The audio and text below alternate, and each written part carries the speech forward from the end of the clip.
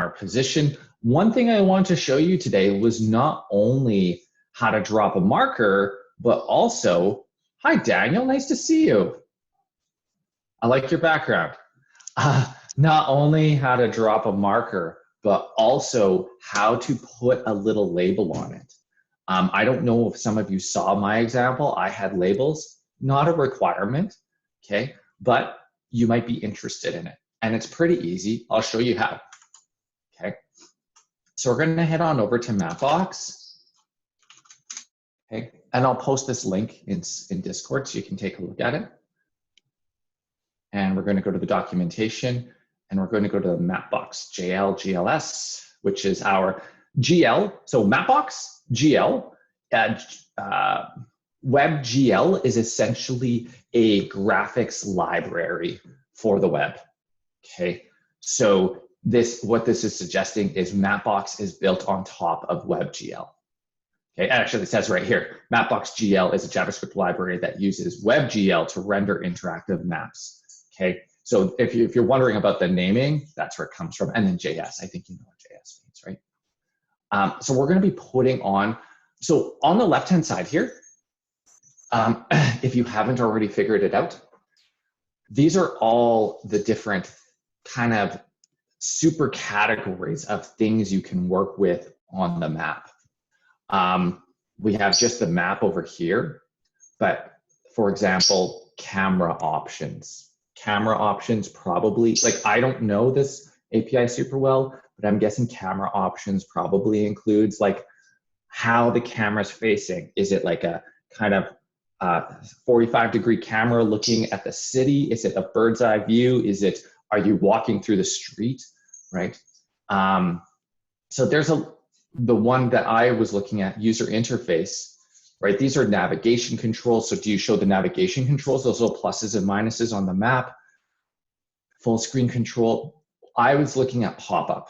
So what we're going to add here, that little thing on top of the marker, those are called pop-ups. So I click on that and I'll post this to Discord. Okay, in case you're interested, not in Discord. Not a requirement, and this is just extracurricular.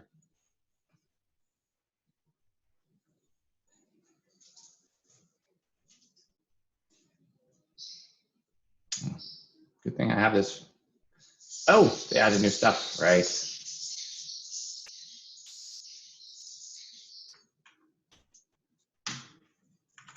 Okay. So, new pop-up. And usually if you go down a little bit, there's a little example on how to use it. Okay.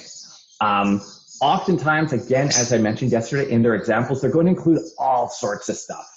They're going to include like CSS, maybe some HTML, okay? And also note, a lot of these things are using var. And you're going to see that over and over again.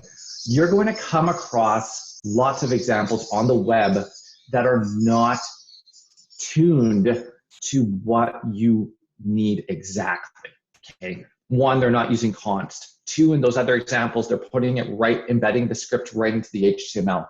The stuff that you see in Gulp, it's not even those Gulp plugins like Gulp Image Min that we're getting from NPM. If you go to that documentation page, it's not even using the correct version of Gulp. And that's the type of world that we live in, okay, is that we have to have a deeper understanding of the language in order to properly interpret these examples, because we cannot just copy and paste these things, okay? One, different version. Two, not what we want, right? So that's why I'm always trying to develop that deeper understanding. If we understand the language better, we can better dissect these examples and pull out the pieces that we need, okay? And this is really the piece that we need. If we look at this, actually, I'm gonna copy this. I'm gonna paste this over here. And we're gonna dissect this. The meat and potatoes of this is right here, okay? New Mapbox GL pop-up. Set the longitude and latitude, set the HTML. You can put HTML inside of it, Okay, so that's you're essentially setting your text, set the width, add to map. So it's kind of like the marker where we're setting the location and we're adding it to the map, but in addition, we have some other options. So these other options are offset. Offset is we're putting it at a longitude and latitude.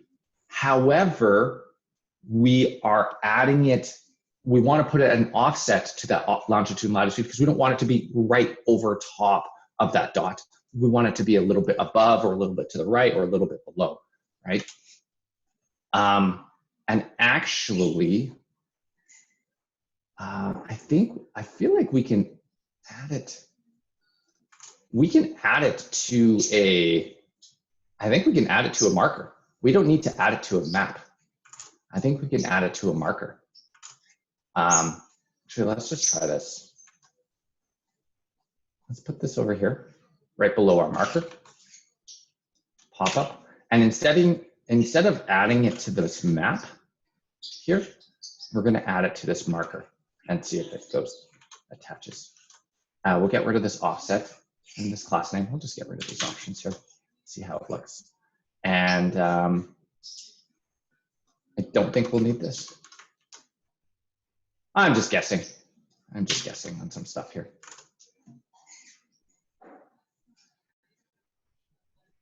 And these are the options. Add to. So we add the pop-up to a map. Okay, so looks like we probably need to add it to a map. But we'll find out very quickly.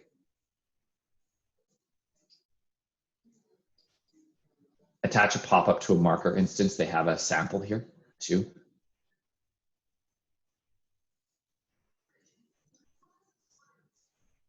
Create a new pop-up. Set pop-up. So we create a pop-up. So it looks like this. We create a pop-up and then we just set the pop-up on a marker. So when we're creating this marker, we just set the pop-up. That's actually even easier. And I'm going to set this one to be home because it's my house.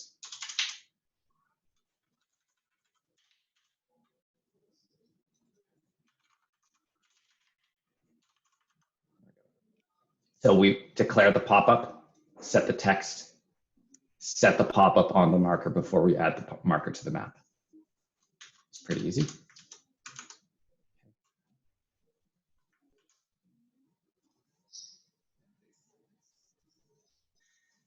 We have to click on it. Okay, there's a couple ways that you can get around that. It also has this little X on it. Again, ways that you can get around that. The markers themselves or the pop-ups themselves have little options, right? For example, is open. These are all the methods it has. Okay, so it starts off with all the options. Generally, how it shows you how to use it. It gives you a little example. It shows you all the options you can pass in when you're creating a new instance of this object. And then usually below that, it shows you instance members are methods available on that new instance object that you created. So if you think back to object-oriented programming, these are all the methods that are available. And these are descriptions of the methods. If you click on it, right, set text, set the pop-up's content to a text string. Toggle class name, add class name. So a lot of this is going to be around class name, like CSS class name, right? Because it's about, a lot of this pop-up stuff is about styling, how to style that pop-up. The one I wanted to take was close button. So I want to set this close button to false. So there's an option, close button. If true, a close button will appear in the top right corner. Default is set to true. I don't like that close button. I think it's kind of silly. So I'm going to get rid of it by passing in another option here where I do my pop-up, where I'm creating my new pop-up. Again, look at the way that they're passing in their arguments. Now I can just say, what was it called? Close button? Close button.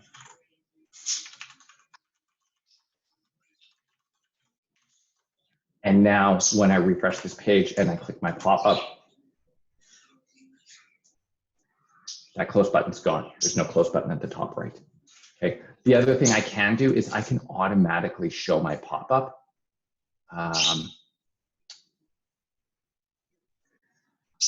Open.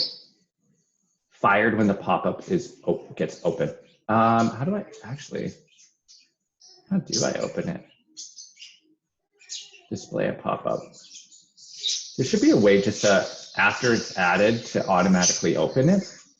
I know there is a way because I did it before, and I think it's just a pop-up dot something.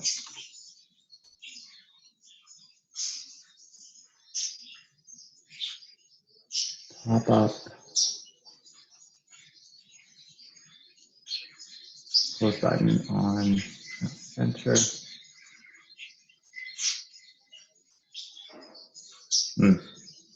Not sure. So we'll go with that. Okay. So now we have our little pop-up on here.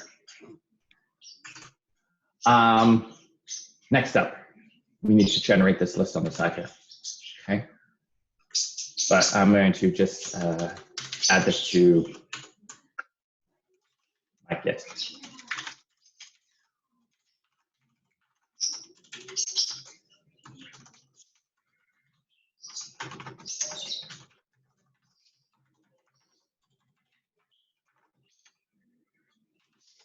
We can push this. If you don't remember yesterday, I pushed this branch to GitHub right at the end of the day. So now I have this branch that I can push, and I didn't fix this, so I'm not going to push. Okay, next up. Next up, we want to get that search going. So part of that is going to be figuring out this HTML here and attaching to this form. So this is very much like our Winnipeg Transit thing, right? We're attaching to this form. So we're going to add an event listener onto this form, which means we're going to have to go get this form. So I'm just going to use a pretty standard query selector here. Form element equals documents dot query selector. And I'm just going to grab that form. Okay. And then I'm going to say form element dot on submit equals E, and we'll do that. Okay, so that's our event. So this on submit, we're running this function. And we're going to go get the input inside of this form, right? On submit, well, we know a couple things about forms. On submit, we're going to want to do prevent default. Okay, that's one thing. The other thing is we don't get any data on the form itself. I don't think. There might be a way to get this data through this e.target element. I'm actually curious. If you guys don't mind, let's take a look. I wonder if we can get the data through e.target without actually going to each individual element itself. This is, I don't know about this, but we'll find out. So we'll refresh this page. I like to do little experiments like this just to see. It's a really great way to learn things. So we'll just put something out to the console here. Hi. And here's our form. Oh, okay, so we're getting to e.target itself. What do we have on here?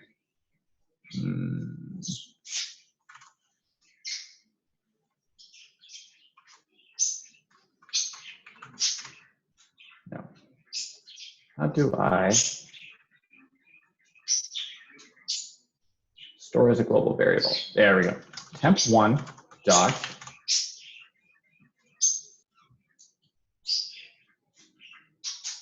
I don't see anything that might suggest that there is data in here. Yeah, I'll take a quick look at that later online. So we're going to say we need this input. So const input equals e.target dot query selector input. Okay, so we need to go in to get the input element. There's only one input in this form, so I'm just going to use input.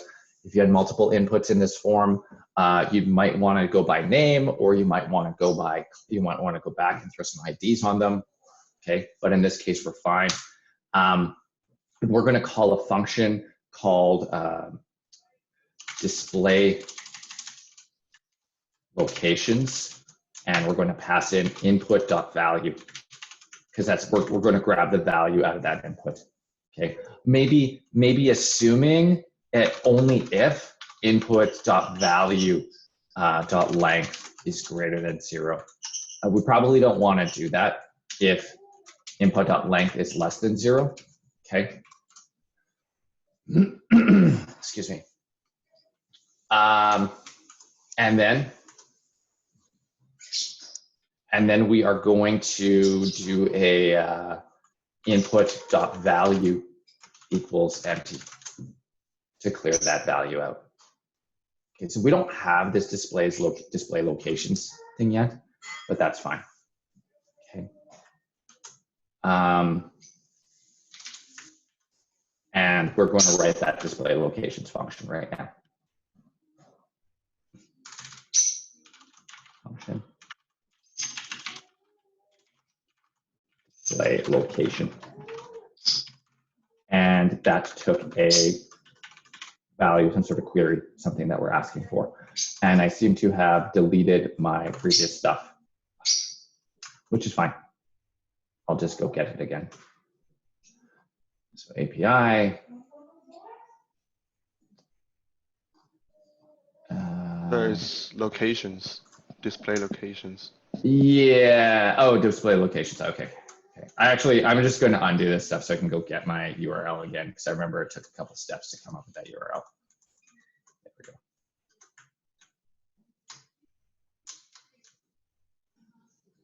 Oh no. Of course I did. Let that be a lesson to you. Be careful with going back. Wait. Oh. Yeah. Had I committed my stuff and just used Git, I wouldn't have had this problem. I went back, I made some more changes, and then now I can't go forward anymore. So I'm just going to have to write this really fast. I won't talk while I do this.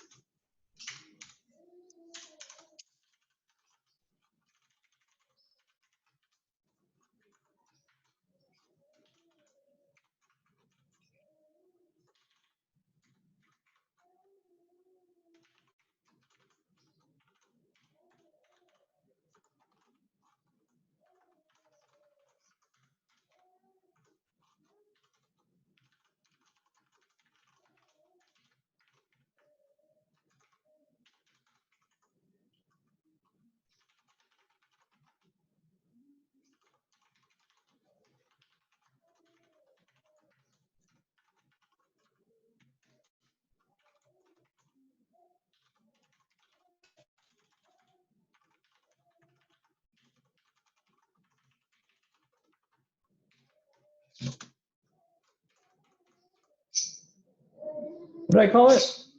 Display locations. Locations.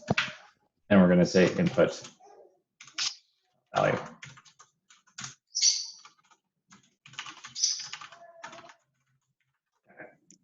Now, display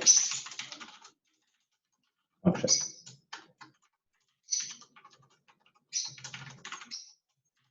Display locations. Query. And we're going to take this piece here and we're going to pop it in there. Okay. There. So what is the piece that we need to, so we wrote this yesterday. Okay, I wrote this yesterday. So we're going to review it again. So we're going to our Mapbox API, our places, our forward geocoding. So that's available up here in Maps APIs, search service. There's other APIs, but we're going to be geocoding, and we're looking at forward geocoding. Okay, and so we have our endpoint here. which requires an endpoint. And I mentioned yesterday, we're using Mapbox Places because Mapbox.Places permanent is for people who pay. We don't pay. And then we're using search text, okay? And the search text is this one right here. Now I have sushi hard-coded, probably not ideal. So that is going to be replaced, and that's going to be replaced by the people typed in that form element. Q-U-E-R-Y, okay?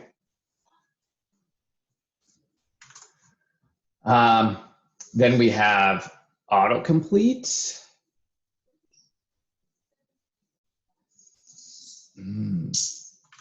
Okay. Then we have all of our optional parameters here, and we have identified yesterday, we're going to be looking at limit to up the limit, because by default it's 5 and we want 10. And proximity. Proximity is bias the response to favor results that are closer to the location, to this location, to the proximity location, i.e. our location. Put in our location to bias the results to provide results around us, unless you search for giant tiger, then it doesn't work, okay? So we've included that. We have our access token here. We have our limit of 10. We have our proximity. Was there any other options that any of you added that you found interesting?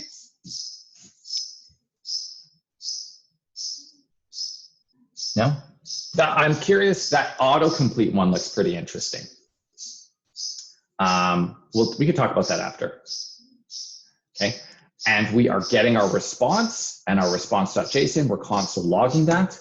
Okay, and I believe the data came on something called features. So we're going to look at the features array, so under display location. So we're going to just type in some stuff here. Wow, sushi. Oh, did I not prevent default in that form? Or did I have an error somewhere? An error would also cause them to refresh.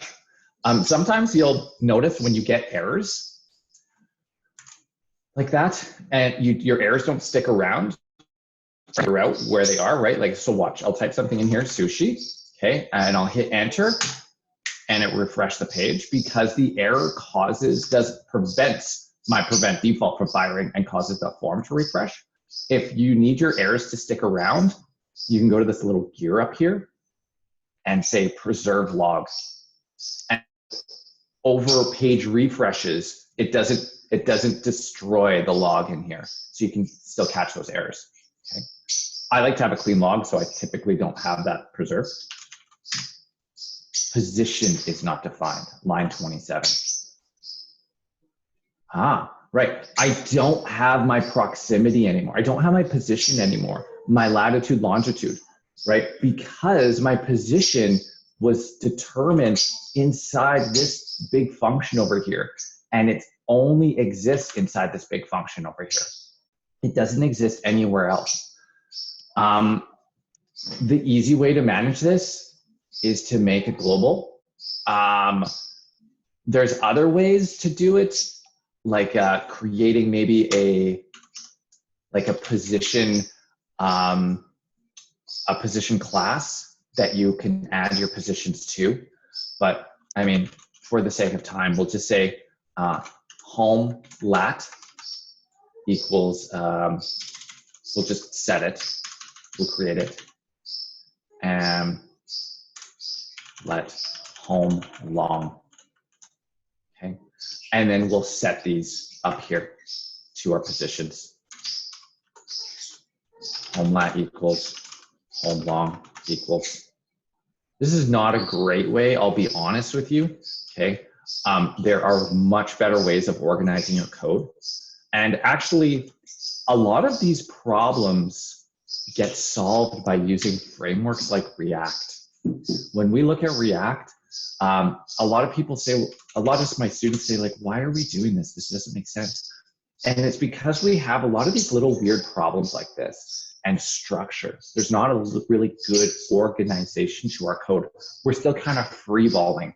React brings a very strict structure to our code, which is really nice because it makes it a lot easier to read. You'll see that. So we're working with home lat now. So over here, I can actually just update these to home lat and home long.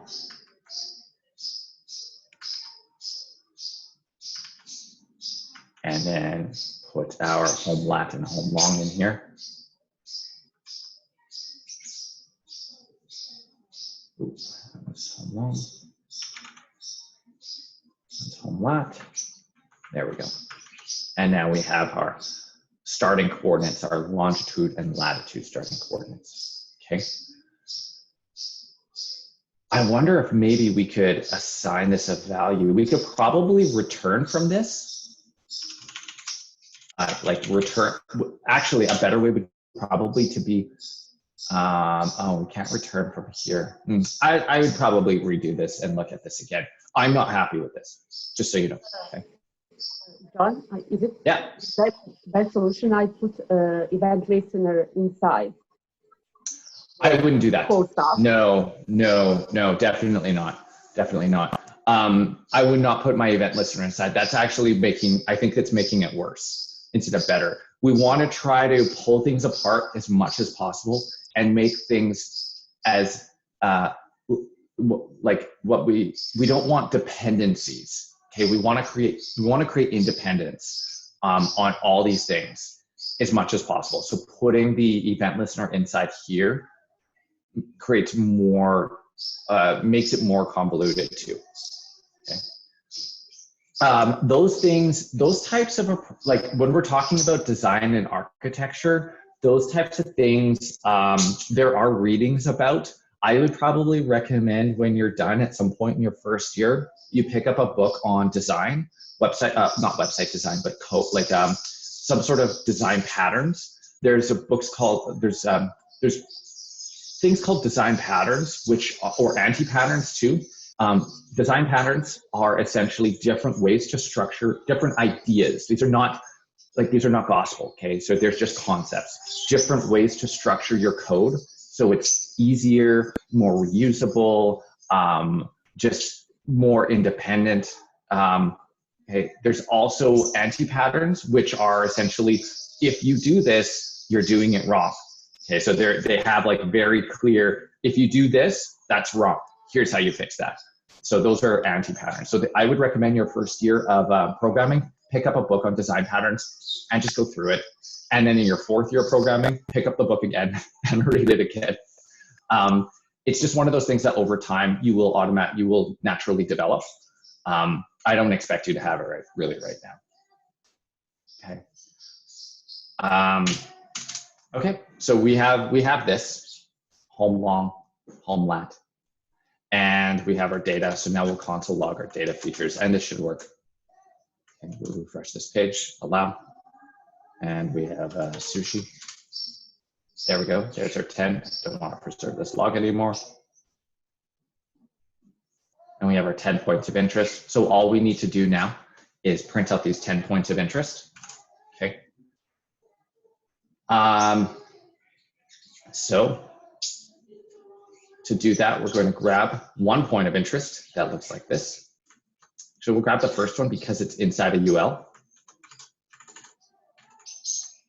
Okay. And we are going to insert these. So we're going to go get our points of interest class here.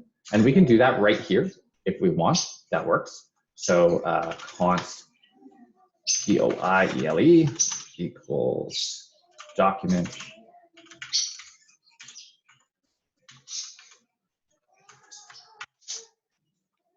points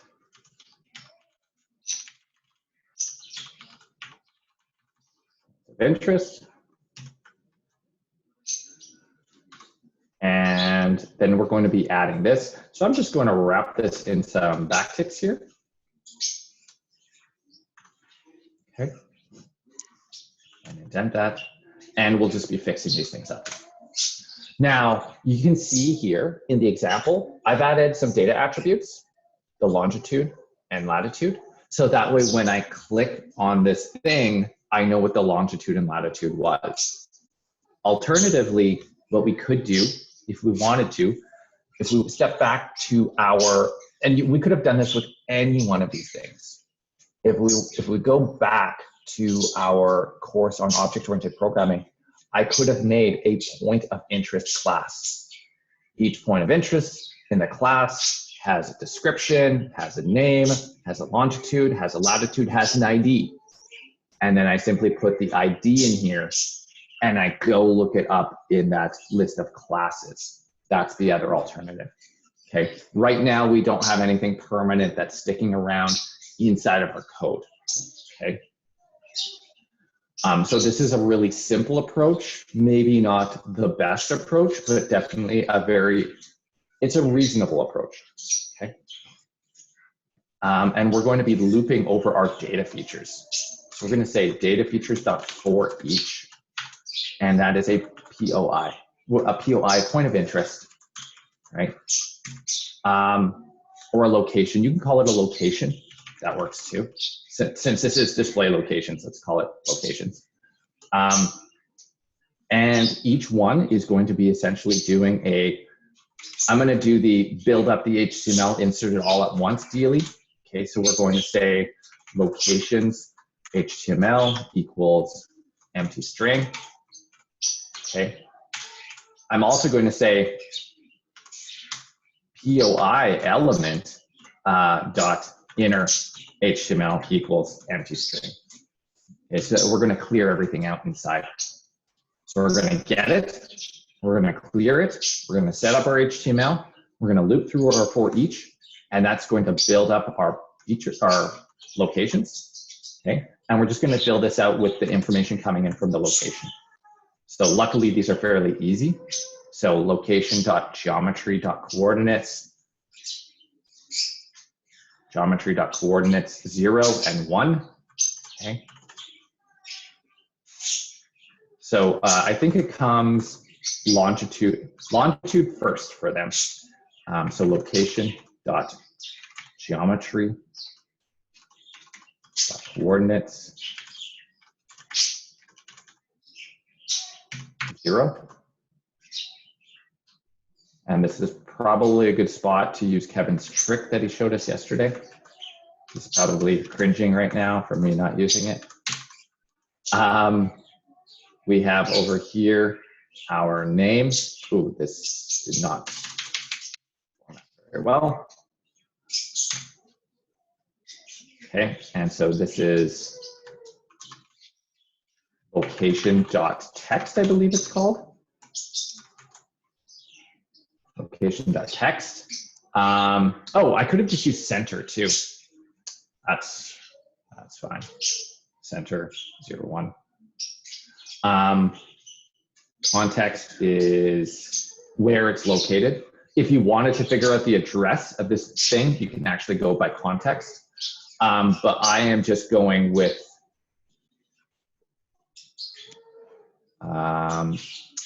properties address. That's where I'm getting it. So this is location.properties address. And then the distance. Okay, so this distance here, we don't know the distance. Okay, it doesn't give us the distance. We have to figure out the distance. And so in order to do that, we have to figure out how to calculate the distance between two points, okay? And we don't know how to do that. And again, this is super common, this type of thing. So we're gonna go and say, calculate distance between two coordinates. We're gonna type in JavaScript, just in case something comes up. And it looks like I clicked on a couple of these the other day because I already did this, okay? So I'm gonna go over here and I'm gonna take a look, and it's got some sample code on how to determine the distance. Now, here's the danger. If you don't actually understand this, this might be wrong. I could just make up a website and that says, here's how to calculate the distance between 2 points and put incorrect information in there. And since there's no comments on here, right, that makes it even more dangerous. So be very careful when I like Stack Overflow because it at least gives us, so this one is, I'm currently using the function below. It doesn't work properly according to Google Maps. So this might be that same function that we just looked at. How can I make this function return the correct distance? The thing I like about Stack Overflow is people upvote answers. So there's a little bit more confidence built into it. And there's also comments and stuff, okay?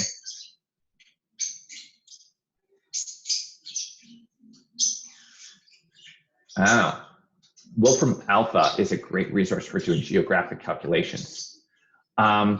So they're saying that it's actually the correct distance. So that's what they're saying. Okay, that it's just the way that it's calculated. Okay, cool. So we can grab this and we can use that. So we provided 2 lats and 2 longs, and it gives us distance from lat and long in kilometers. So it's pretty good.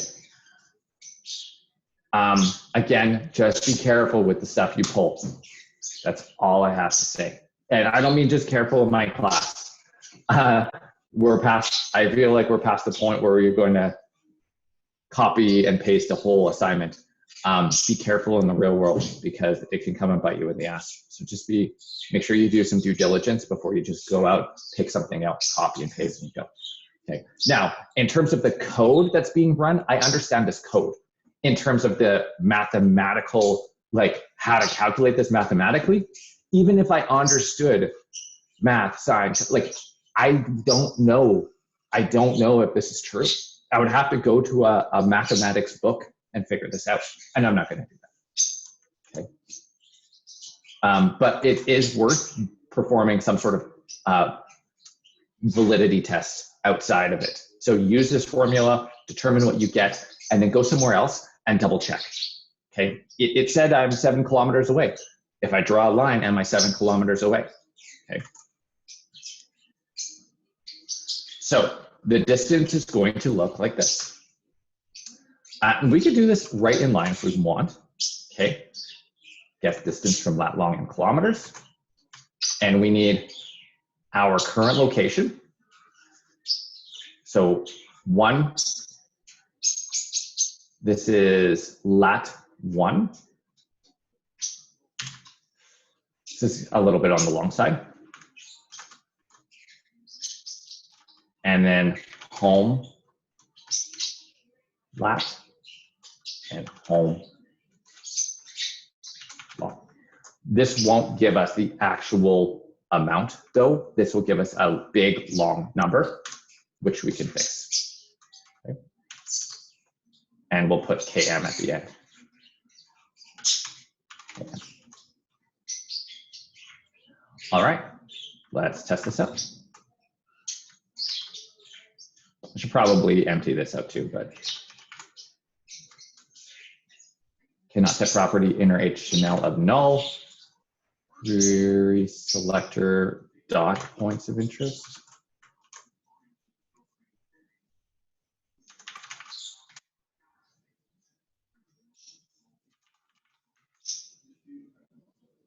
Nothing happened at all. Okay, so it didn't even. Oh, it did. Where is it? I don't see it on here. Sushi. Okay, so it's making our call. It's getting the features. Oh, I'm not inserting the HTML. I'm built up this. I'm not even building up the HTML.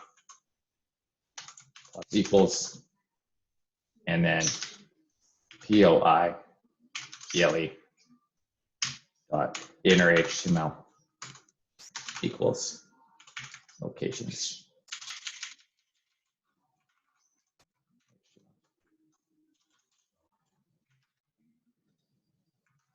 There we go.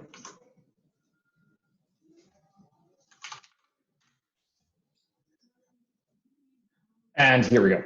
It looks almost exactly the same, but so you see it's got this big long piece here where it has all the kilometers. And we figured out how to do this before. I'm sure you figured out how to do this. There's like 10 different ways to do this. I used toFixed 1. Remember, we used to use toFixed 2 for dollars.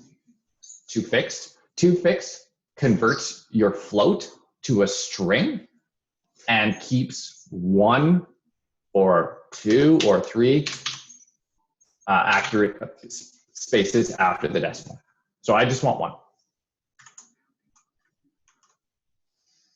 And we have our, there we go. Okay. Now I should probably start with an empty list here. So we'll delete these.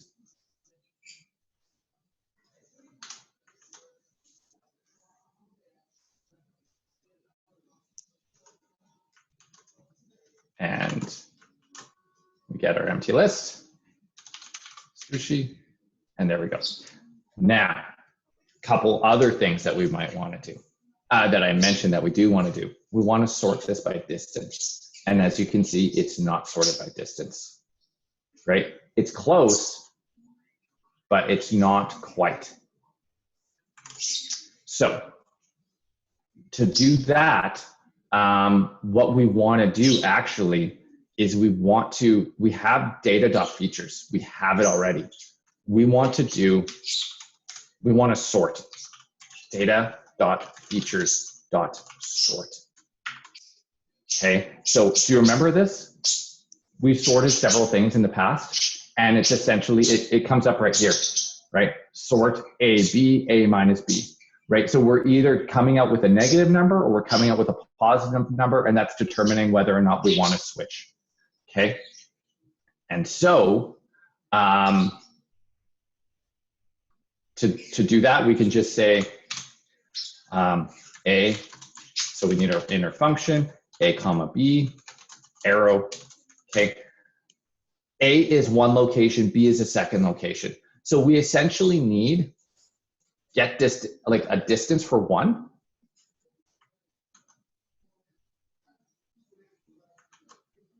So A dot location dot geometry dot, or sorry, A dot geometry dot coordinates. And then we need to subtract B. Right, so we have this gives us a distance, a float, 8.5 kilometers. This gives us a distance,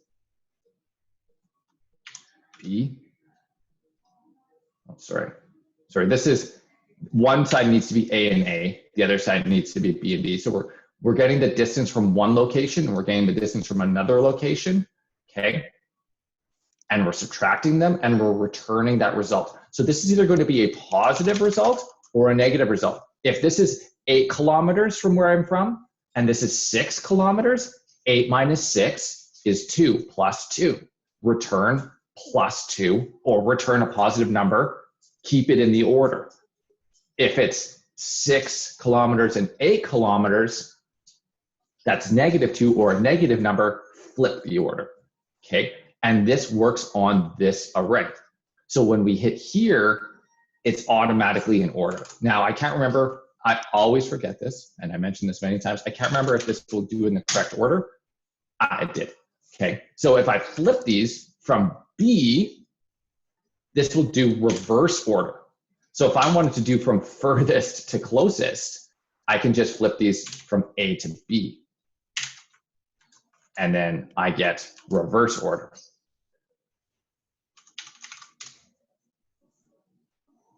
No? Oh, I need to save.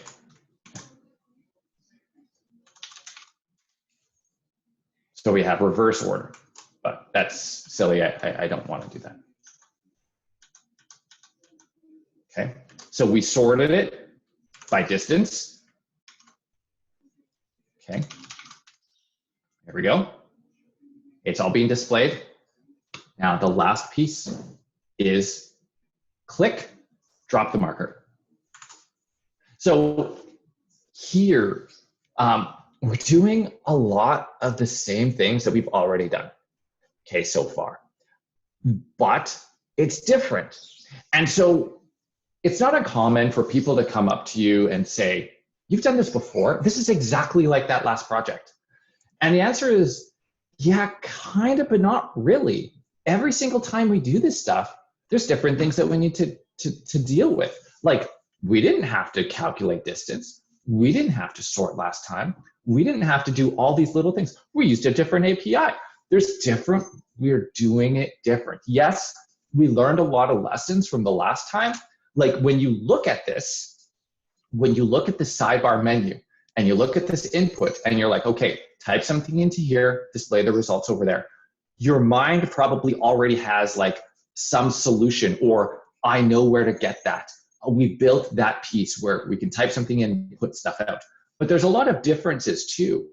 So there's a lot of similarities, but a lot of differences. So I hope that you felt more confident approaching this problem this time because you have that experience, but also that a lot of this is still new, right? It's not exactly the same. So we should already know that we're going to have to put an event listener on this thing, on this big element here. Okay, so that is the UL. That is this POI element, and actually because of that, I'm going to cut that and move it to the top, so I can put an event listener on it, because I'm going to have to put the event listener on out here.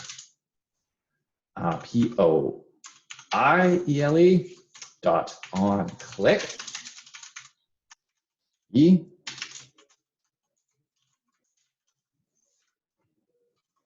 And here we want to delegate. So we have the potential to click on any of these items in here, and we need to respond to that. So what I'm really going to be doing is I'm going to be checking to see if e.target.closest POI. So e.target.closest, we talked about this the other day, and I'm going to refresh your memory. It goes like this, sorry, if. I'll refresh your memory of why we're doing this and how this works.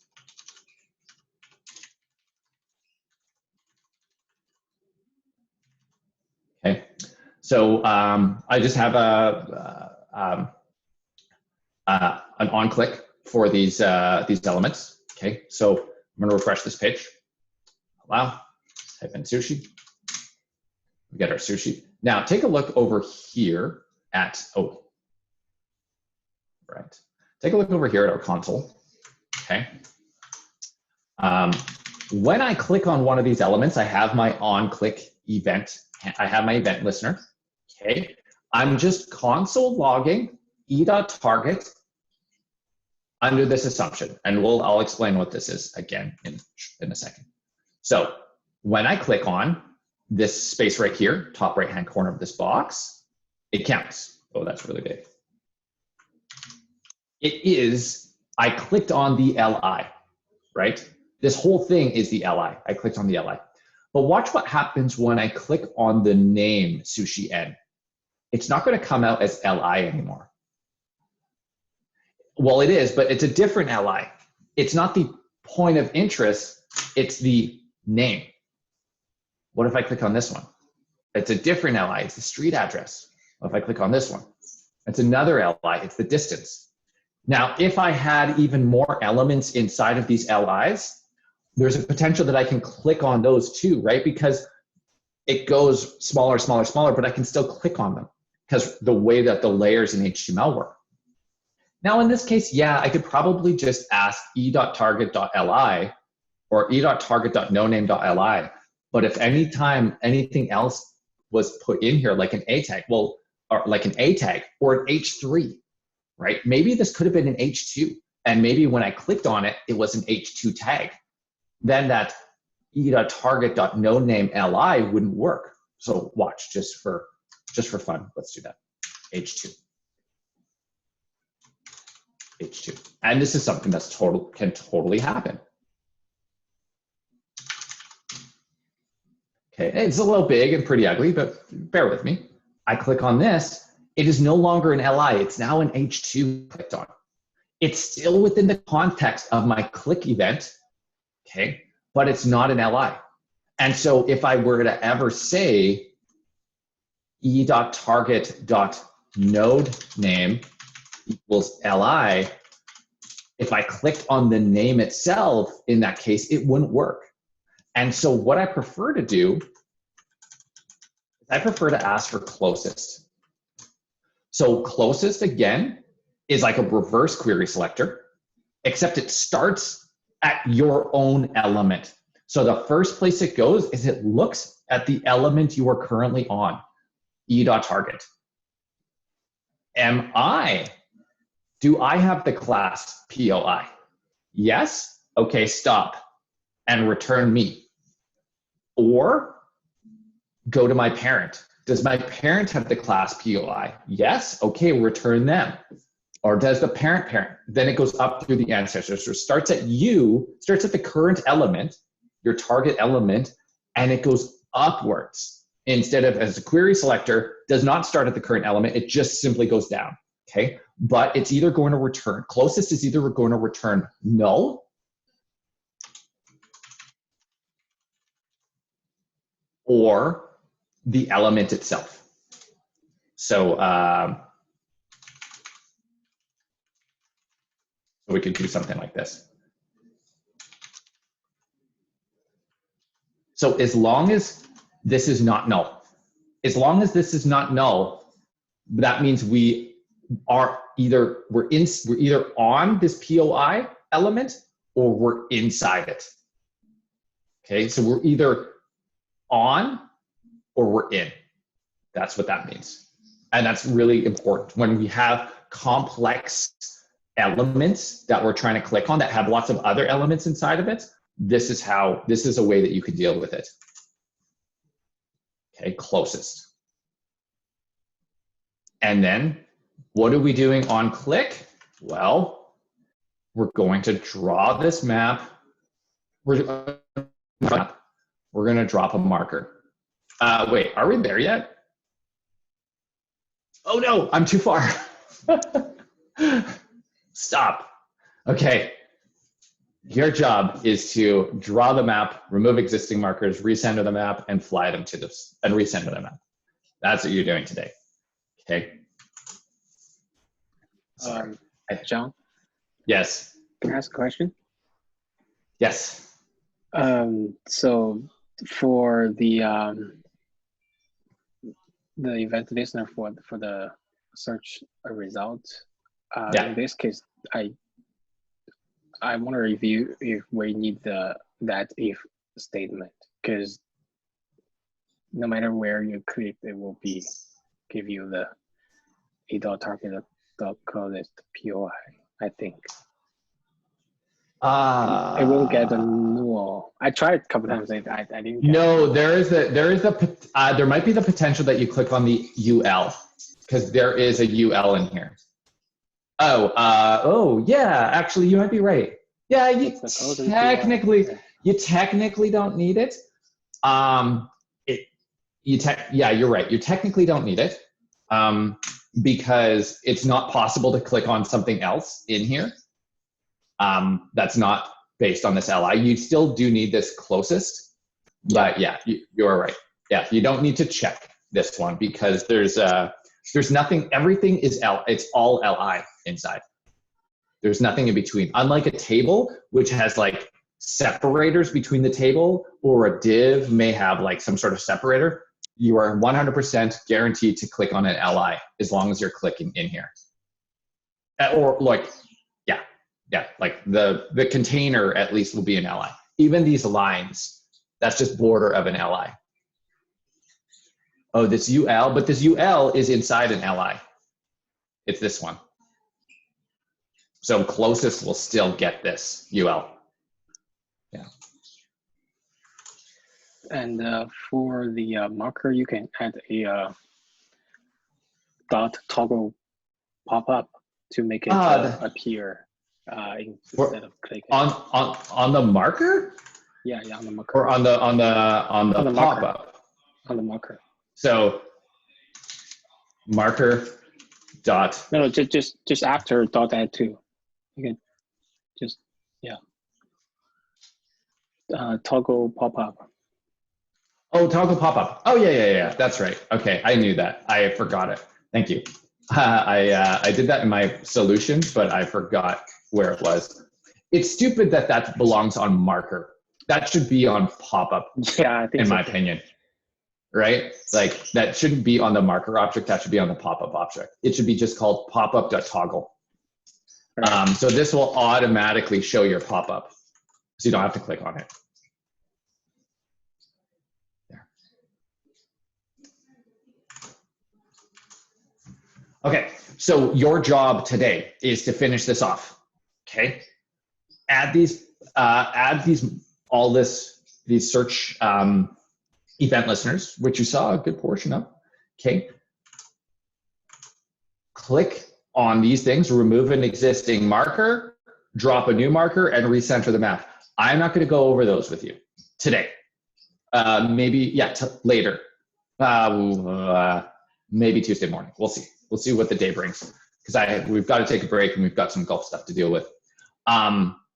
So I want to make sure that you take your time to read through that and get it and try to figure it out.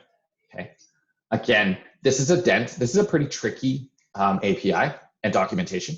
So I'm trying to drive you exactly to where you need to go to read it. But there's still some figuring out that you need to do. And maybe you need to play with things, and that's okay. Any other questions?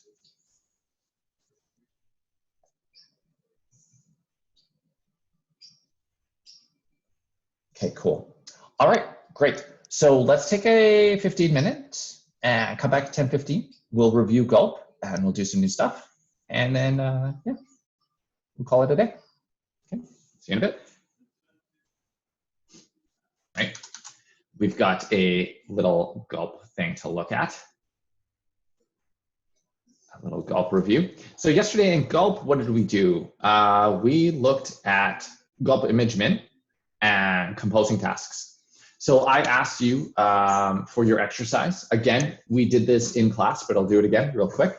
So I asked you to take this, clone this sample project, okay, which is our image min sample.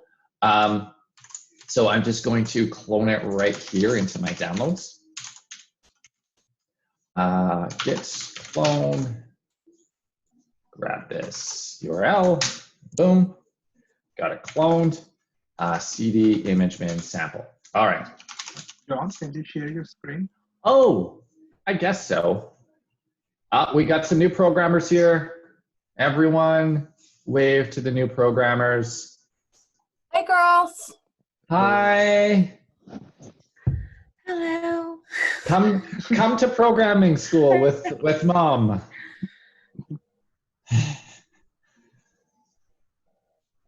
You're never too young to start. No, Millie's wearing this so they can hear us. So do they both want to be programmers, Millie, as well? Oh, you're on mute.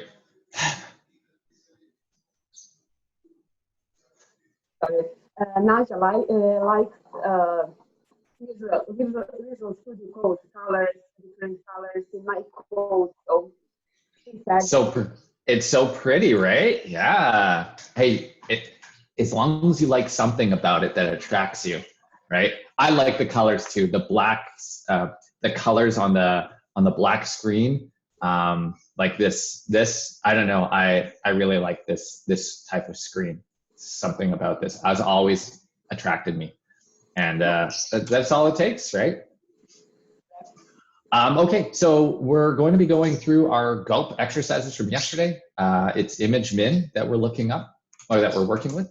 Okay, so I already cloned the ImageMin sample. The first thing that you're going to need to do is you're going to need to create a gulp file. You're going to need to install everything. So we're going to do npm install. I'll show you a new, not a new way, a different way of doing installs. Okay, and that is doing them all at once. If you know all the packages you need to install, you don't need to do them separately. You can do them all together.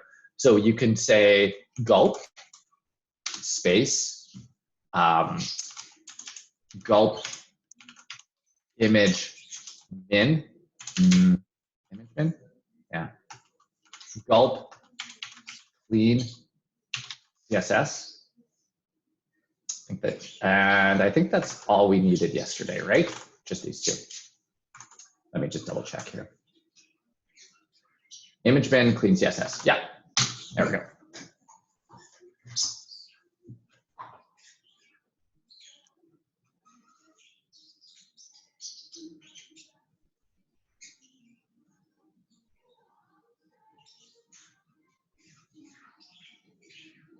I have a question. It's probably a stupid question, but when you leave a repository to get back in, it's just the same way you got in, or? Like when you exit, like leave your repository, like what do you mean? Like when you leave the directory? Yeah, well, no, like you're in a repository, your label is master, and then you go do something else, and then you want to come back. Yeah, all this is, the concept of a repository is really just a fancy name for a directory that has a .git folder in it. So you're not really like just going into a directory that has a .git folder in it will automatically cause my prompt to show master. Leaving that directory and then going back in, you're just changing folders, right? It's just literally that answers my question. Yeah, it's literally just a folder. It's repo is just a fancy name. That's it. Because I was afraid to leave my repository for the first class yesterday, because I was like, if I start gulp, how do I get back into phase 1? Yeah. No problem. No, totally fair, right? Like, whenever new things come along, it's a little bit unnerving, right? Because you don't really know how they work, and you're like, well, if I exit this, did I save everything before I exited? Is it saved? Like, how do I come back? Like, you don't necessarily know, but yeah, all it is just adding this Git folder. So this Git folder is essentially just a backup folder that allows you to push your snapshots into it, and the rest of it is it's a repository is essentially just a directory with a Git folder in it. Okay, so I'm automatically back in it. Okay, because for the last assignment, when I had some edits afterwards, I just went on to my repository on GitHub and changed it through that. Oh no, don't do that. Yeah, don't do that. So even if I have changes, right? Even if I have changes, see, I have changes here. Even if I exit this repository, I'm no longer in that repository, I'm in downloads, and then I go back into that repository, ImageMin gulp sample, the ImageMin gulp sample, it's still there. All my changes are still there. Everything's still there. It's still a Git repository. Yeah. All these changes are just being tracked with Git. Not a lot of special things are actually happening. It's still a very manual process. Yeah. So, but you don't have to worry about things just disappearing unless you delete that directory or delete this Git folder. That's not a good thing either. Something we should probably talk about going forward is that you're going to continue to be committing your stuff, and I'm going to start asking you to use, and this is going to start being a thing for React as well. I'm going to start asking you to use gulp and Git together. You do not want to commit this node modules folder. There are thousands of teeny tiny little files in here. And they may not be large, but the sheer volume creates a major bottleneck. So I have this like sync program that syncs all my stuff up to Google Drive. And oftentimes I work in those folders because that's where I keep all my stuff for school. And whenever I create a new application in a folder that is synced with Google Drive and I install any node modules, it takes literally hours to sync, even though it's only 17 megs, because there's thousands of teeny tiny little JavaScript files in here. And so you do not want to have anywhere that this is being synced, and you do not want to push these to Git. One, because you don't need to push these to Git. So actually, that's probably something we need to talk about today, since I will be asking you about this shortly.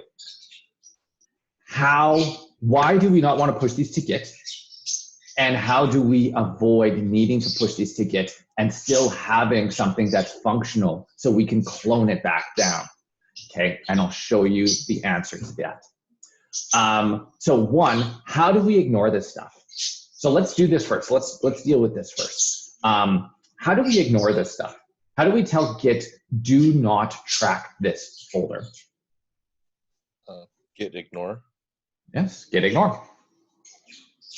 So we're going to echo node_modules into a file called .git ignore, which doesn't exist yet. If it does exist, it should, I can't remember, double arrow appends or overwrites. We'll find out. Okay, so now I have my Git, and we could just look at our Git ignore file and code. We don't have to echo to it, right? You can just add to it manually if you want.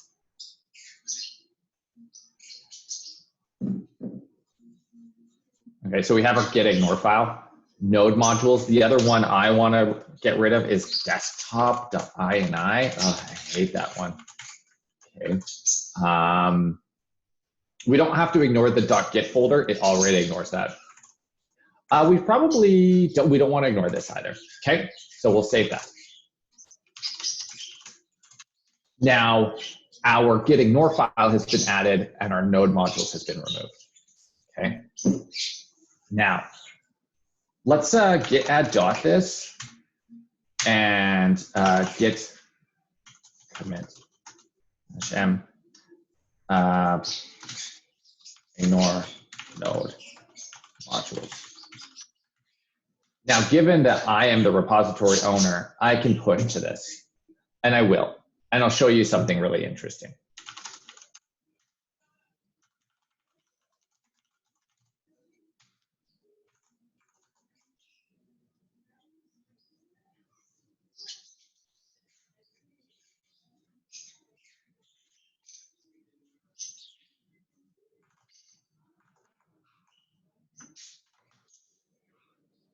Okay, so I push to it.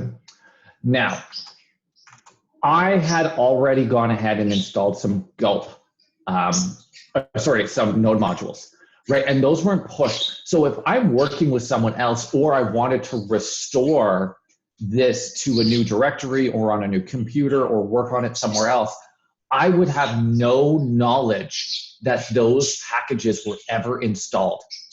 So, they will be critical to me being able to have my development workflow going, right? So we don't like to rely on memory. We don't like to rely on us coming back here and being like, oh, what packages did I need to install again?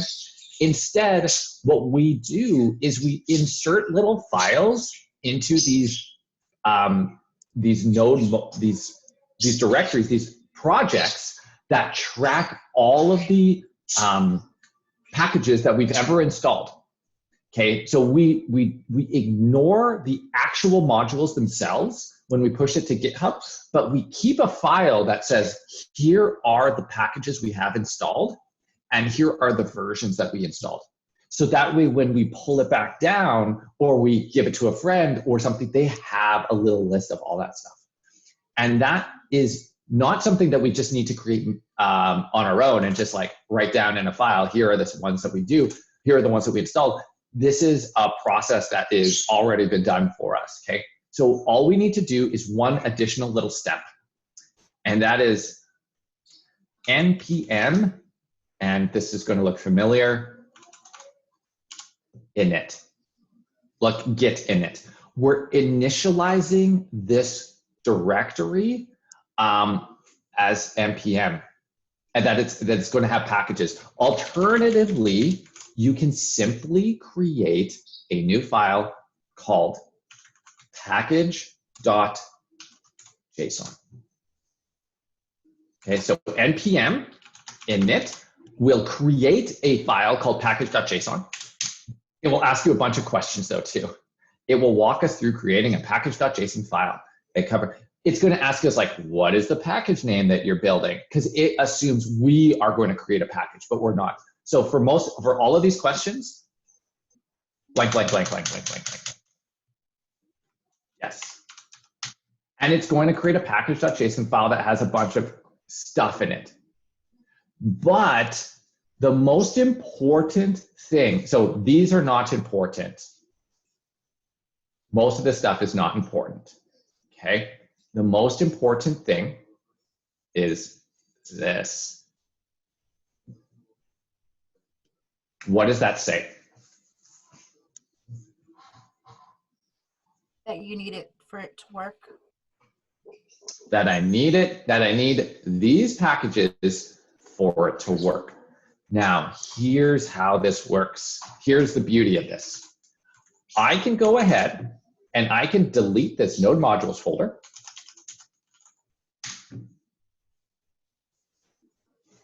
And when I type in npm install with no other arguments and hit enter, the first thing it does is it goes to look inside this file, inside here, and install all of these dependencies for me. So I just type in npm install, and it will install them for me.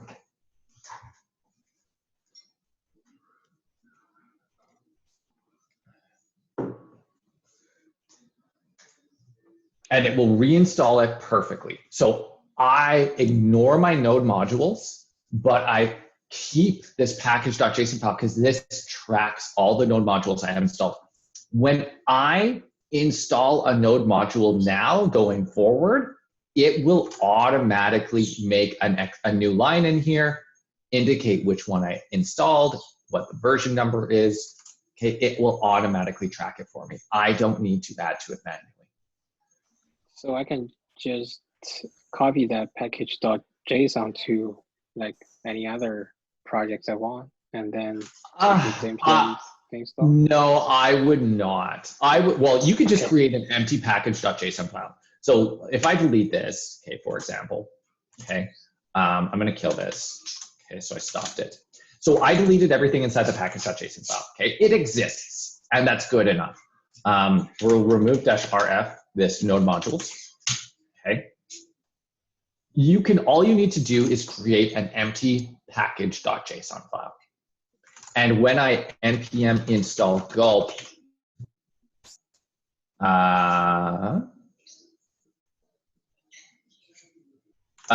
because it needs some, so I guess not an empty package.json file. It needs some stuff.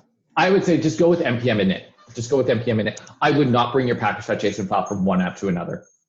Definitely not. I would start again. I would install new. If you have a specific version of a package you want to install, we haven't covered that, but you can give it a version after the argument. You can say install version 5, install version 4. But no, I would typically install the newest versions all the time. So I would not carry this around with me. This to me is like, it's for this project and this project only, okay? So you see I did npm install gulp, and it will automatically update this file eventually at some point in the near future, once it finishes. There we go.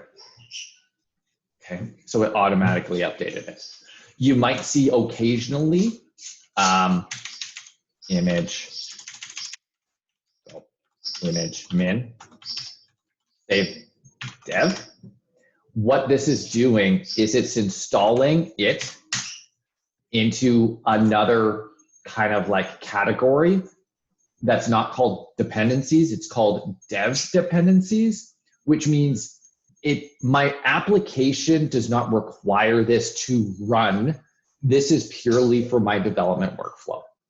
So that's the difference between dependencies and dev dependencies. Technically, everything that we're doing in this class is a dev dependency. We only need it in our development environment.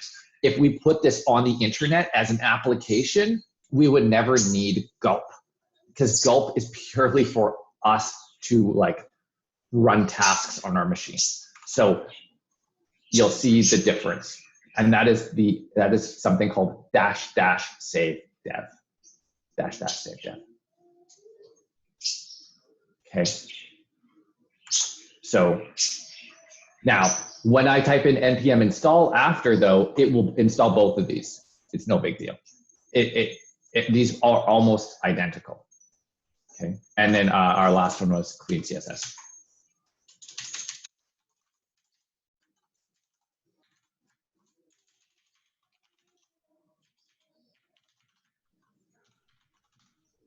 So you would push this file. You push your package.json file. You do not push your node modules to a Git repository. So you ignore your node modules, but you include your package.json file, because this includes all the packages that you've ever installed or that your project needs to run. Okay. Okay, so this is for like others clone that cooperate with me, like say, so to know how many like other packages there will be.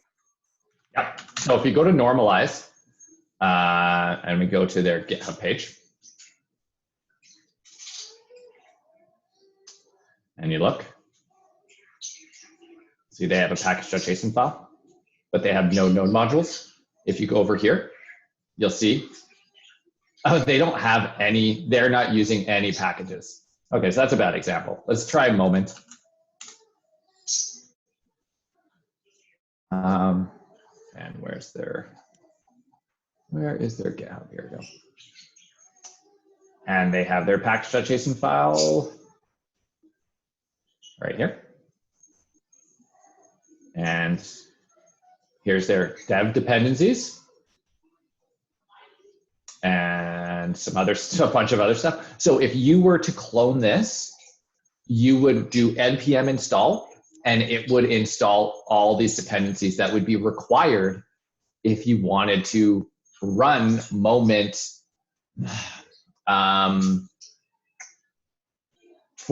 if you wanted to develop on Moment. Okay, those are the dependencies required. But you'll notice there's no node modules. No node modules in here. There's a lot of other little JSON files and things. I don't know what all of those do, but okay. So yeah, so others can clone it. Or so you, future you, on a different computer can clone it, right? Because typically we work as a group on projects. And so we need to share this repository with many other people.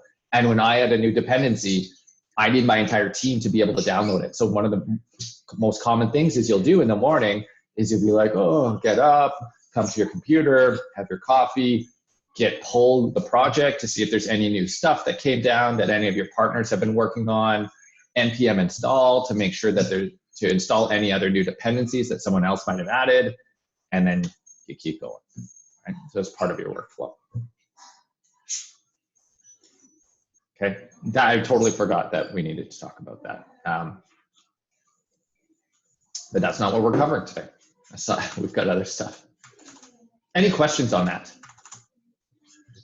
I looked up the error you're getting for the auto recon. Oh, I think it's because I'm missing Gifsicle. I need to install this Gifsicle thing. Or do you have a better When solution? I looked it up, it said to download the Recon F. Auto recomp not found. Let's see. Auto recomp not found. Ooh, that is WSL, Ubuntu.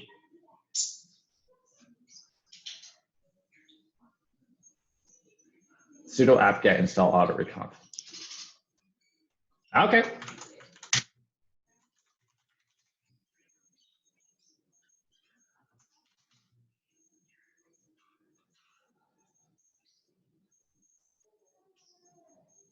Strange. I don't know what auto recomp does, but if it's yelling at me.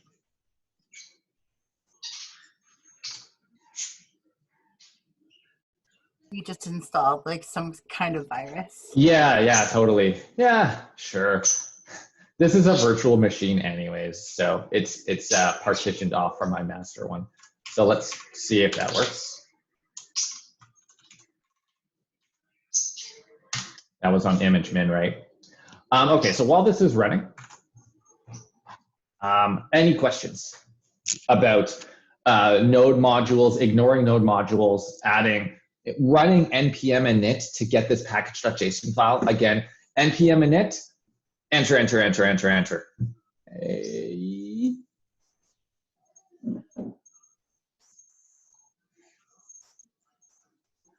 And I think it's the gifsicle thing. Yeah, gifsicle has a problem. Well, so that I've got more problems than that. I think I just need to install this gifsicle. Yeah, no, that's okay. It got me one step further, but now I have other errors. Okay, all right, so we're going to finish this up here, okay? We installed these. We're gonna write our gulp file, okay? So let's create a new file, and that is our gulp file.js. Okay, and at the start, you're going to need to include gulp, require gulp, and we're going to need to include const image min. Again, we can call this whatever we want, where it's essentially just a variable that's going to be provided a value from this require, and that is gulp-image min. These are the names of the packages. Okay, so I know what they are because we just finished installing them. And then and all this stuff you can get usually from the documentation. You're not just guessing. Like I've done this 17 times already in the last 2 days, so I just remember. And image min, and this is clean CSS. Gulp clean CSS. All right. Now we need to make two tasks. One, to clean the CSS, probably minimize it, and one to optimize the images. And again, you don't use it's optimize images. Okay, I'm just being silly today. Let's pick one. Let's start with image min. All right, image min. First thing we need to do, we need to get all the images. The images are not, they're in a folder. Okay, so we're going to have to go into that folder. So we start with gulp.src, and we put this is called a glob, and we say where we want to go get it, and that is in src / is it img or images? img /star. And if we want to get very specific images, we can indicate which types of images we want to get. Okay, and we want to pipe that through pipe, okay, to image min, and that will take care of minimizing the optimizing the image for us. I'm doing the image min, and I should be putting it in here. And then we want to pipe that out into destination, gulp.dest, and probably image, dist image, okay? And that's it. You can put this CB in here, or alternatively, you can simply return. Both of them are acceptable. As long as you return or you put CB in it, and with a CB at the end, they both signify completion. Any questions? Pretty straightforward. Again, we did this yesterday in class, and I said, go do it again. And now we're doing it a third time. I'm just going to copy and paste this for clean CSS because it's almost identical.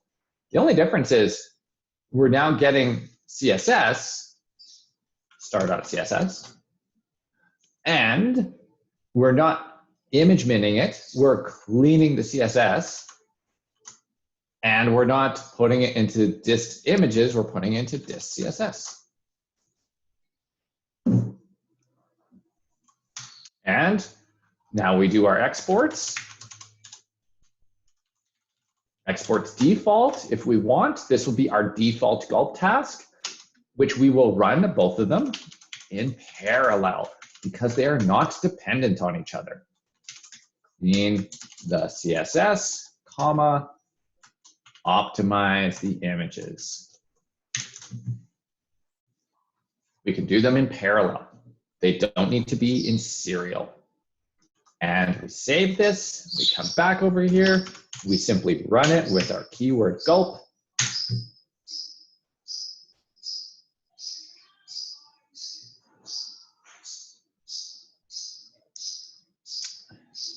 And we saved 20% on those images. Wow. That is huge. Okay. Any questions? How do the pictures look after you're done? They should look identical. They should look identical. This was image min sample. So here is the source image. Aww. And here is the distribution image.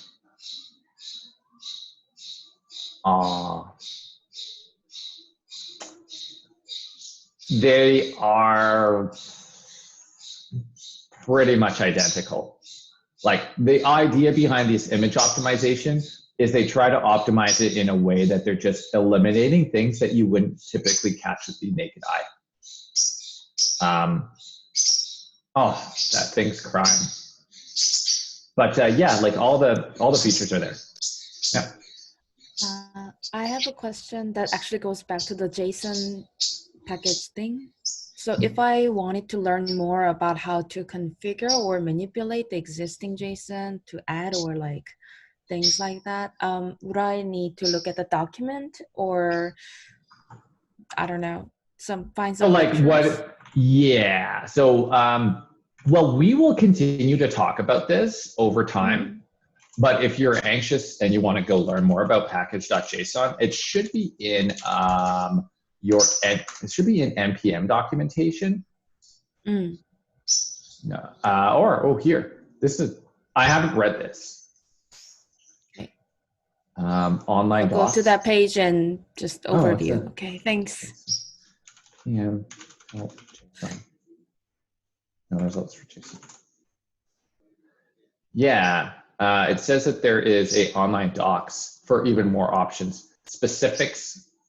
This could get pretty messy though. Again, I don't have a lot of expectations for this right now, other than just, I would create it, NPM init, just create it and just let it do its thing. That's it. You don't need to go in here and configure it or do anything. But if you did want to find more information on that, then yes. Yeah, you would probably go. It's really not about more information. I just need like the basic concept to understand anything. So yeah, okay. Yeah. Oh, yeah, me too. Like, I was really confused about that. Okay, let me find something that's a piece of writing that's reasonable about it, and see if, so I'll have to do a little bit of reading on it. Oh, I know that there's a script in NPM that's like up. Yeah, so there's a lot of, like, this here. This actually looks pretty good. It's very terse and straightforward. So you can add a lot of things, including scripts. So we will eventually be using scripts once we get to React. I was going to cover scripts in this course, but I don't think we'll have time. We're almost short on days already. So let me post this for you. This gives you a breakdown of all the options that are in package.json. Package.json is just a configuration file. So this will kind of cover all the different categories of things inside of it. So just to recap and clarify, when we upload something into GitHub, we should remove the nodes from being tracked and then make a JSON file and add that to be tracked? Yeah, well, you don't need to add it to be tracked. It will automatically be tracked, just like every other file that gets added to a repository. Yes, to clarify your steps. Okay. So your steps should be, thank you, when you have a new directory that's going to include node packages, you should run this npm init,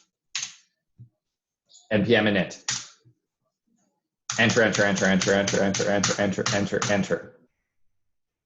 Okay, just leave it all empty or default, whatever. You don't need to, that's it. You don't really need to know any of the stuff that's in here. This will just track this stuff for you. And actually for this course, you don't even need this. I'm just showing you. Because once you get to React, we're going to be building all these React projects and you're going to have this node modules directory all the time. And you don't want to push that. Okay. This is already going to be created for you, actually. So just, really technically need to know any of this. Then this will automatically show up in your Git status, package.json, but you'll also want to ignore your node modules directory. thank you. Yep. Okay. Okay. Next up. So we're done that. Again, feel free to continue to ask me questions. No problem. I don't mind explaining things again. I know a lot of the things that we're doing now, I could probably have a whole course on package.json. I could probably do a whole course or like multiple days. Some of the things we just don't have time to do anymore because we just don't have time. We can't learn about everything. So sometimes you're just going to have to take my word that don't worry about it. I know sometimes to fully understand everything, you need to have more of a lesson about it. But unfortunately, again, it's just timing. I apologize.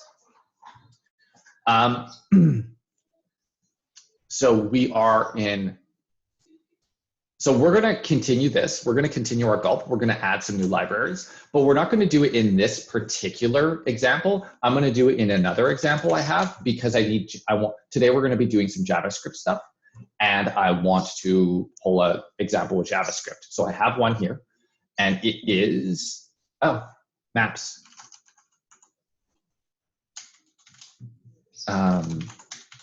So we've been using this maps app, maps app that we've been developing, right? So I'm going to show you some JavaScript stuff. Couple things actually. First off, I'm going to move these three. I'm going to create a directory called source, and then I'm going to move style, app, and index into source. Okay, so everything's in source. But this is the same thing. This is the directory I was working on this morning. So this has the markers on it, right? It doesn't, it has the event listener. That's it. That's where I left off. Wherever I left off this morning is where we are. So gulpify this or whatever. We're going to add some tasks to this. So like I said, first thing we're going to do is we're going to npm init this directory. Okay. Kill that. Let's try that again. Okay, maps. Yeah, sure, whatever. Yeah. Okay, so we have a package.json file in here. Let's open this in code so we can see it.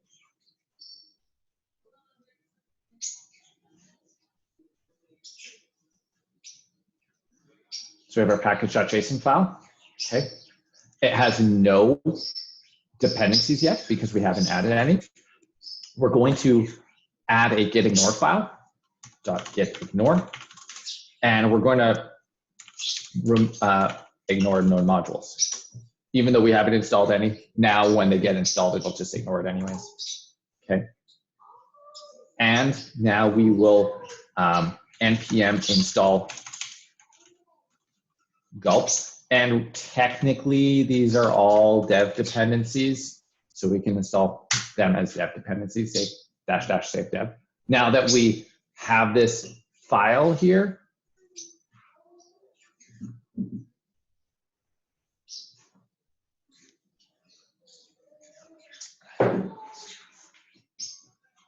so we're going to install gulp.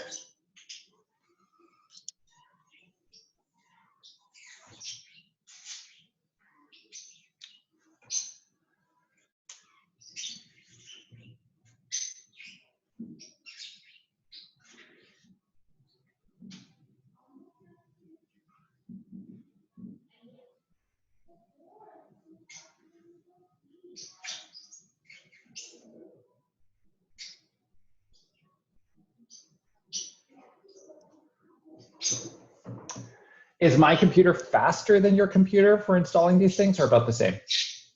Or slower? About the same? It takes a long time, hey? Yeah. I haven't done it yet, so can't tell, sorry. You haven't installed any modules?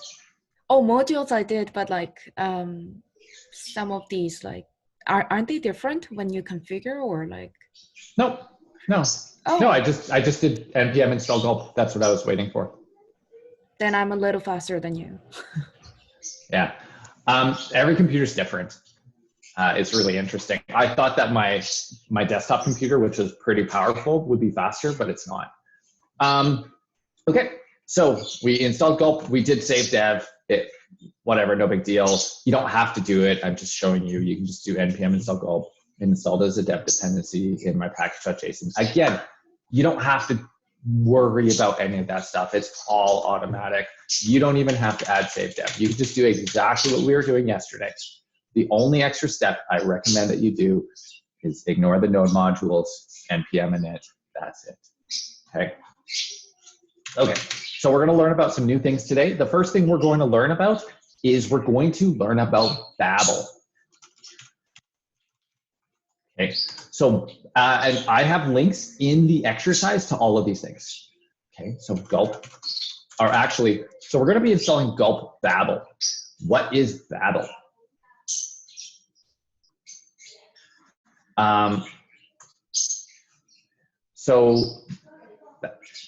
Or is it Babel? Babel?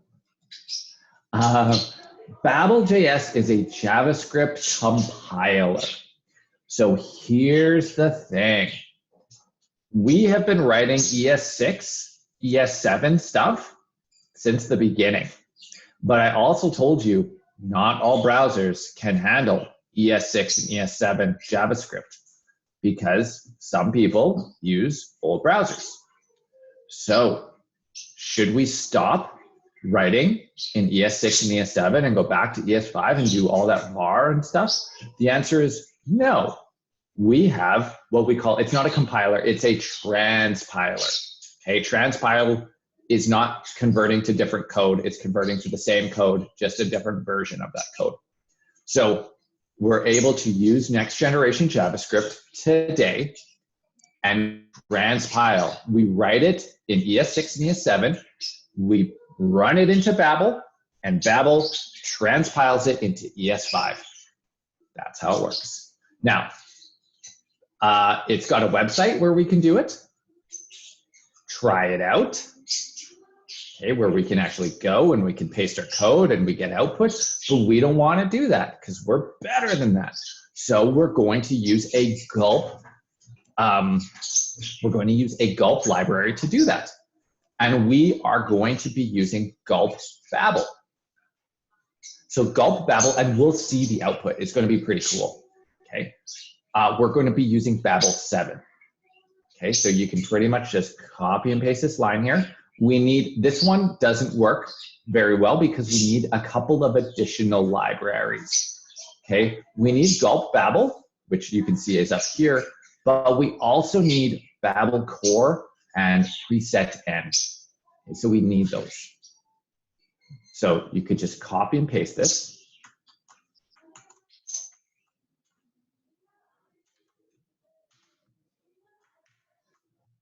And it will install, okay?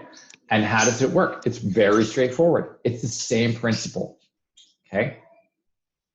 Include Babel, pick up our file, our file or files that we want to convert, run it through the Babel converter. It's got a little option here that we want to include, okay? If you want to know more about presets, you can read about them. But I'm not going to talk about them. I don't expect you to change this. You are welcome to just use as is. And then we're going to pipe it to a destination. So JavaScript, ES6 JavaScript in, ES5 JavaScript out. Okay, pretty straightforward. So we'll copy this. We'll head on over to our maps. We'll create a new gulp file, and we'll do our regular gulp stuff. Const gulp equals require gulp. Paste this. I think we need const Babel equals require gulp Babel, and function transpile, because that word is awesome. JS, return this thing right here.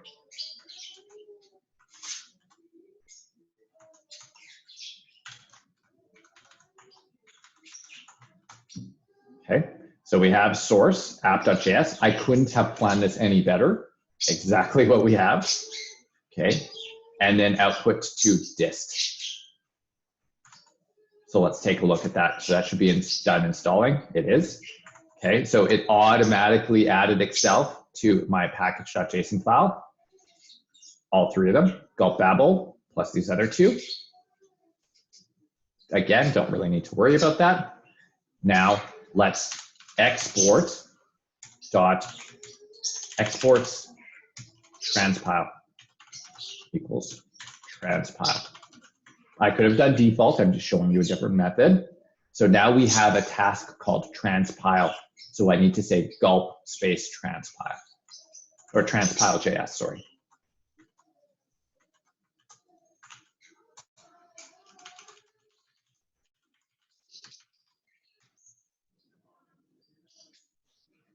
And it's complete. And here we have a new folder, dist, that showed up with an app.js, and we'll take a look at that. This is this file. Okay, we have dist and source. Here's my source, const, let, arrow functions, right? We've got arrow functions down here. Var. No more arrow functions, okay? No more arrow functions. These are now regular functions. Okay, it also cleans up some stuff, right? Oh, did I just leave that empty? Oh, I did, yeah. It also cleans up some stuff. Okay, but and it adds use strict all the time, which is something that you should add anyways, but we don't. Okay, that is Babel. So this is ES5. It converted my ES6, ES7 code into ES5. Transpiling. Pretty cool, eh? Any questions about that? Does it change your code? Being like, if it's var, does it still read it the same way? Yep. Yeah, you can still write it ES5. Yeah, so it'll take ES5, ES6, ES7, ES8, and it will downgrade everything to ES5. Doesn't var, what's the word? Like pull everything to the top? Yeah. So, right. Hoisted. Yes, it will. Well, since there's no hoisting in ES5, you don't need to worry. It's going from here. It's actually going from ES5 that going to ES6 that's more dangerous and more difficult. Going from ES6 to ES5 is easy. Going from ES5 to ES6 is hard because in ES5 is like so loose and so liberal. Things are hoisted, VAR is hoisted, but in ES6 they aren't. So like it's hard to convert that. So it's okay going down, but it's hard to go up. I don't know. I don't think there's like an up converter. Well, if there is, I don't know about it. I'm sure someone's tried to write one, but. And what's strict? Oh, so strict is essentially a format saying that there are certain rules that need to be applied to this JavaScript. The browser will read this and then apply those formatting things. That you can go take a look at what useStrict does. I don't cover it, but I probably should. It's not. Let's take a look.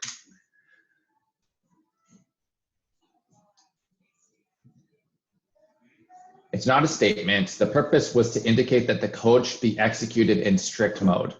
With strict mode, you cannot, for example, use undeclared variables. So in a non-strict mode, you can use undeclared variables. But here in strict mode, you have to declare them.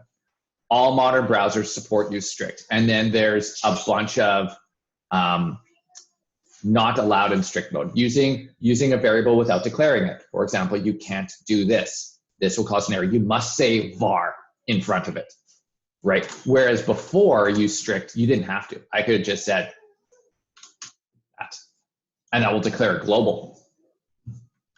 So there's a bunch of little things inside use strict. It's useful, and you'll see it. You said we should be using that in everything? I mean, like, technically you should. I'm not enforcing it. Technically, you should put use strict at the top. Yeah, technically. Again, it's just another one of those things that you will see, you will learn about, you will ask, you will read, and you will figure it out. Again, I can't cover everything. Sorry, I just got a question. Yeah. So, what is the situation that we need to like change the ES6 to ES5? Pretty much all the time. Oh. Yeah, like if you want the most compatible JavaScript possible. Right. And so you're building an application, right? A web app, and you want to reach the most viewers. You want this application to work on the most browsers possible. You should be converting, you should be transpiling to ES5 because there's browsers that don't support ES6. Oh, okay. Yeah. And you're not losing anything. That's the nice thing, right? Then the question is like, well, why don't I just write it in ES5? Because ES5 sucks, right? There's so many things that we get with ES6 and ES7 that we want to use. Why should we limit ourselves? Why don't we, let's use the new JavaScript and then let's just downgrade it because it's so much nicer to write code using ES6. And then we don't ever have to worry about this JavaScript. It's just being generated as something to put on the internet to be compatible with other browsers. We're never actually working inside of the dist folder. This dist folder contains things that are compressed and minified and things that we never actually work in. We just generate it for other not even for other programmers, for the web, for our website when it's about to be launched. Yeah. Oh, okay. Yeah, thanks. So next up, so any more questions about Babel? Transpiling, use strict. I know we're really covering things at a very helicopter level right now, right? Any one of these things you could dig into and spend days on, okay? Any one of these things. And so sometimes, here's the thing, you're going to encounter so many more things like this. You cannot dig into everything. You do not have that kind of time in your life. So sometimes you're just going to have to accept a high level understanding, not a deep understanding. And that's okay. Okay. So just you have to be comfortable with that. Otherwise you're going to lose yourself down rabbit holes all the time. You're going to be like, oh, but I don't really know this. What's this? Okay, better read that documentation. Then you read that documentation, there's something else in there that you don't understand. Okay. So you have to be okay with understanding things at high level or at a certain level of abstraction. We transpiled our JS. Okay, great. Step number 2. Remember we minified our CSS. We made it all one line. We can do the same thing with our JavaScript. Okay, we can minify our JavaScript. Minifying our JavaScript requires another library, and I love the library's name. It's called Uglifying. Uglify. Okay, so Uglify. So we're going to install a package called Gulp Uglify because we're going to uglify our JavaScript and make it extra ugly. Okay, so we're going to need to install that, npm install. Now, Gulp Uglify only works on ES5. It does not work on ES6. There is one that works on ES6, but I don't want us to use it because I want us to experience something here. Okay. Yep. I had a quick question about use strict. Mm-hmm. So in the reading there, it's just that use strict makes it so that we have to declare our variables. In ES6, is it just default to strict? No, in ES6, we can still do stuff like this.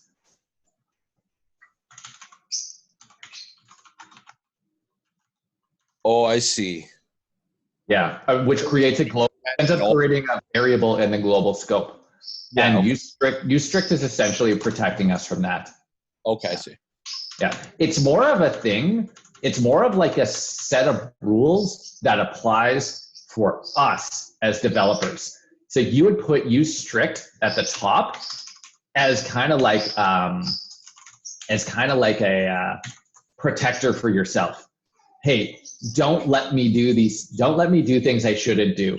And now when you're writing your code and then when you go to run it in your browser, if you did something you shouldn't do, it will kind of like yell at you and be like, hey, you're not allowed to do that.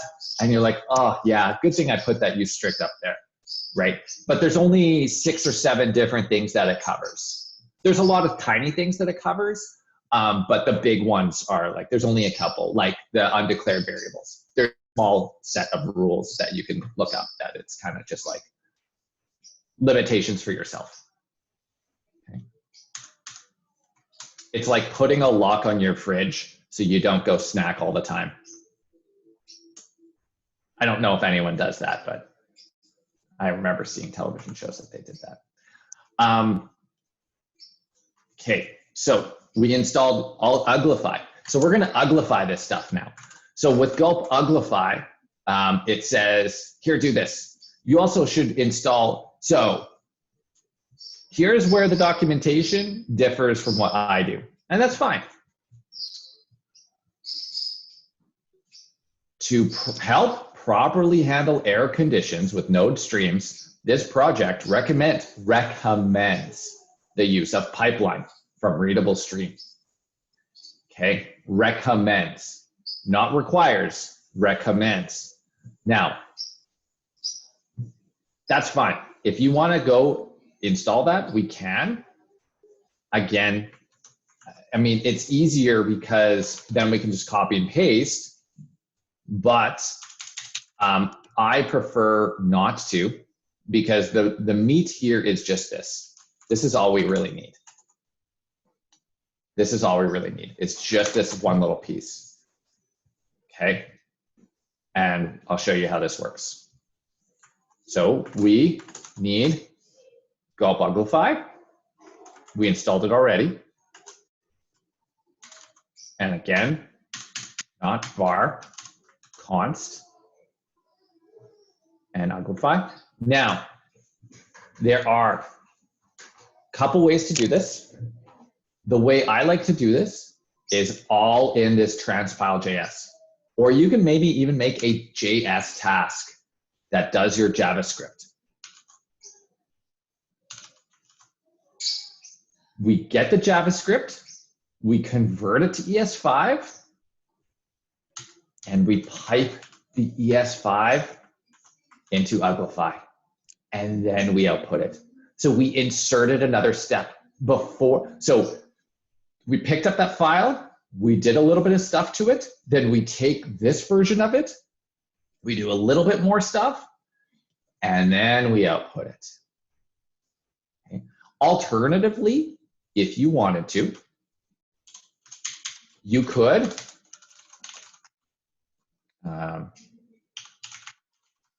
just to give you a sense of how this works, you could output it, and then instead you're picking it up, instead of from source, from dist. So you pick up the file that you put down. So you pick it up, you convert it, you put it into dist. Then you run this, you pick it up from dist, you uglify it, and you put it back into the same place. You can do this too. But then this becomes what we call dependent on this. We cannot do this until we do this. So I prefer this approach here, where we just insert that one, but it's not required. There are different ways to do it. If we did it like this, this is where we would use the concept of serial, gulp.serial, where I need to run JS, let's call this default. I need to run this one before I run this one, okay? Now, save, and gulp. Uglify has already been declared. Oh, yeah, okay.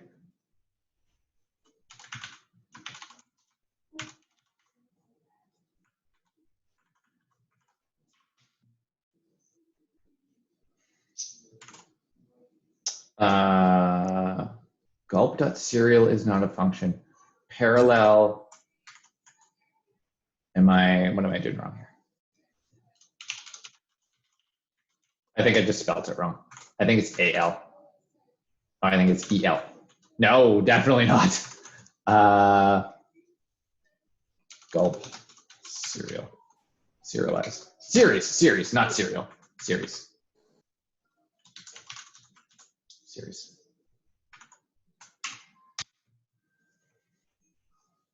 See, so now it goes, run this first, finish this, then run that, finish that. When we do it in parallel, it starts them both at the same time. So we've created a dependency instead of asynchronous. So it's synchronous instead of asynchronous. Okay. So now let's take a look at our output. So we still only have one app.js in our dist because it picked it up and it put it back into the same place. So it overwrote, right? It overwrote this one put one down, and then this one picked it up, and then it put a new one down over top of it. So let's take a look. And this is what it looks like. One single line of code.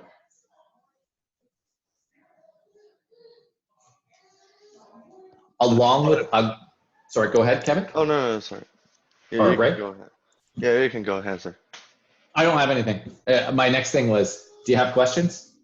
Oh, so I just want to say that, so this is the way that you show us the demo for all of our assignment or final projects, right? Well, no, there's one more step here, and that's obfuscating. So it's minified, but now you can also obfuscate it, which is, am I an Uglify here? No, that's Babel. Options, minify options, errors, Uglify, minify options. So while we're buying, we can compress I8, mangle. So you would want to mangle it. So you would do that. I think you would do that here.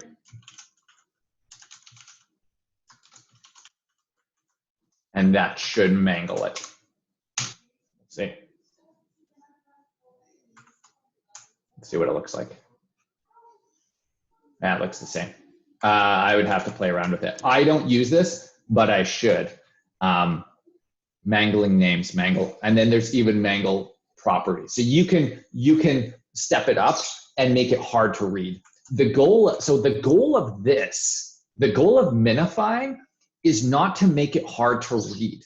The goal of minifying is to reduce the file size, because spaces take space. Spaces take space. Okay, so if you actually now this is going to be so minor, but when we're talking about big JavaScript libraries, the difference can be large. So here, if we go into dist and we look at -h, 2.2K is our minified version.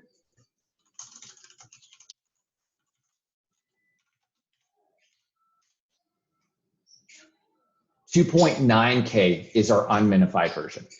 Again, so small, but that's the point, is that we minify our CSS, we minify our JavaScript, we optimize our images, we make things smaller, because our projects, they're not this small, they're big, okay? And again, we are not doing this for us to work on. This clearly, you cannot work on this stuff, okay? This is impossible to work on. This is when we're done and we want to put it on the web. This will make the user's experience faster, because when they need to download this JavaScript file, which they will need to in order to run your application, right? The browser will do it behind the scenes, right? It's less to download. The images are less to download. The CSS is less to download. We spent time, we ran this one task. So now the thing about Gulp is we can continue to develop our complex application, right? Because like I said yesterday, our applications never really stop, right? We produce version 1, and then we produce version 2, and we produce version 3. So we produce version 1, we Gulp, enter, we get our results, we take those results, we put those results on the web, and we start working on version 2. And then we just hit Gulp, and it compresses everything, does all our images, manages all of our JavaScript, does all that stuff for us. Okay, and there's still more stuff I'm going to show you on Tuesday.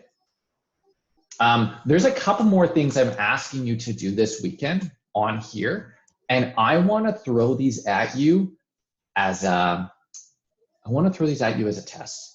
Not like I'm actually testing you, but again, I guess you do have some homework this weekend. I want to see if you can figure these out. I can show you, but I will show you on Monday. I'd rather throw a little challenge at you. Okay, so you're going to look at some more Gulp plugins.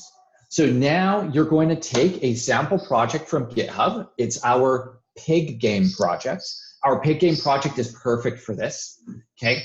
It's got JavaScript, it's got CSS to minify, it's got images to compress, okay? I fixed it up so it's broken down into SRC already with CSS directories and everything's still working, okay? You are going to install your node modules. I would recommend going through the process of ignoring the node modules folder, npm init, okay? I don't have that in here, but I suggest that you do that. You're going to compress your CSS with clean CSS, minify your images. use Gulp Babel to convert your stuff, uglify your JS, and then number 5 and 6 are 2 new ones. Gulp Watch and Browser Sync. As you can see, the process for finding the tasks, the process for installing and using these are pretty consistent. And so we've done 4 of them together already. Can you try doing some other stuff in Gulp on your own? That's the challenge. On Tuesday, I'll go through this and we'll review. Your next assignment will be coming along on Tuesday, and it will be applying all these things to your next assignment. So your SD140 assignment, you're going to Gulpify that. So it's all going to happen at once. Any questions?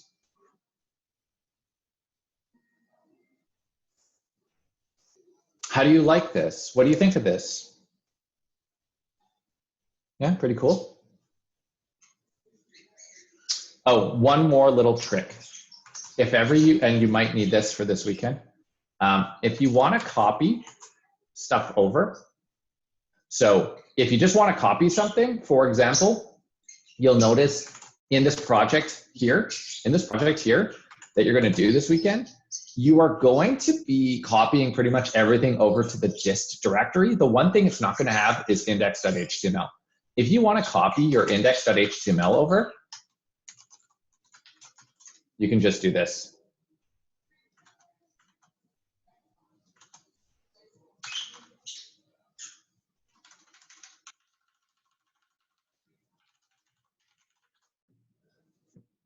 Right? Pick up the HTML and pipe it out. This is actually, it doesn't move it, it copies it. So you're not running it through any sort of converter. You're just copying it over.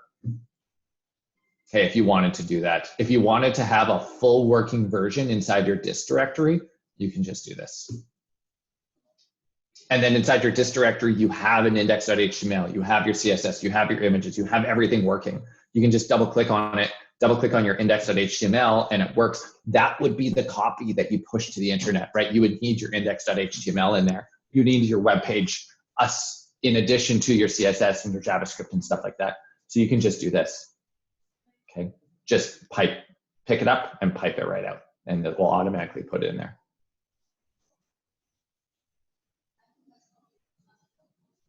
Okay, so you've got some map stuff to do, not too much, in the rest of the afternoon. And then we won't come back and review it. I don't think an hour and a half is enough. So we're just going to review it on Tuesday. But again, I'm available anyways, I'm around. And then you have your Gulp stuff to do this weekend, but this is more than enough time. Please spend time reviewing. Take some time to enjoy the weather, but also take some time to, if you like to program, which I hope you do, take some time to just look through some of these things and play around with the maps just for fun. It's awesome. You do a lot of cool stuff. Okay. I'll be around, so feel free to shoot me a message.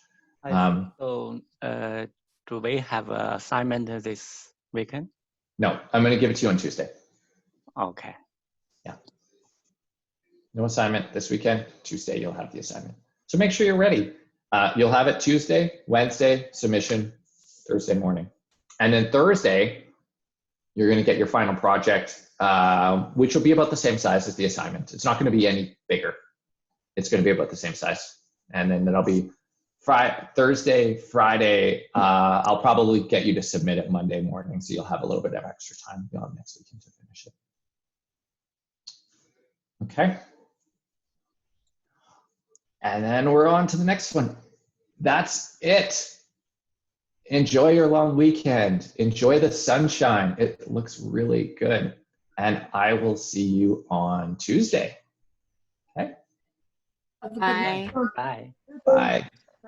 Have a great weekend. Everyone, You too. yeah. Have a good weekend. Bye, everyone.